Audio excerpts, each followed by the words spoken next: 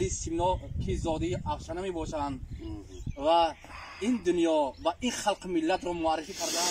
به میگم که پنهان منم، پیدا منم، با خود منم، تنها منم، با این دل شوریده‌ام، سرگشته دنیا منم، با تنگی دل ای عجب پهنای بی پهنا منم. هم رودکی پیری من است، هم زاده سینا منم، آنسان که میخواهی بگیر حالا منم، فردا منم.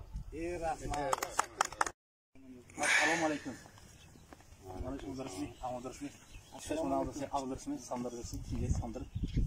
ما از سر دوشنبه آمدیم از تاجیکستان سلام آوردیم. از نام مردمی شریف تاجیکستان برای تمام اهل بخارا سلام آوردیم.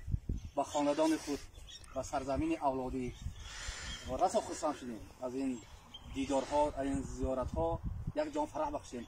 نام تو معلم جان؟ شما دیدم. رحمت. نام با طرف فتح‌خوانی. دیرکتوری تکنیک. سلام علیکم. نام شما؟ سعید خانم قربانی. نام شما؟ سعید جمعران. سلام علیکم معلم جان.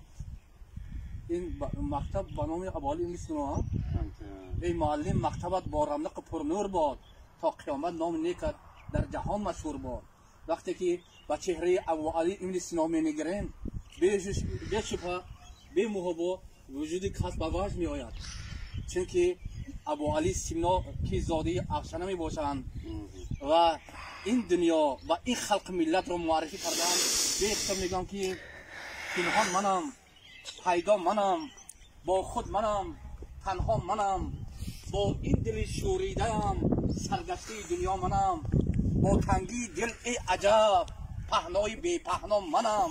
هم رودکی پیری من است، هم زاده سینا منم، آنسان که میخواهی بگیر حالا منم، فردا منم.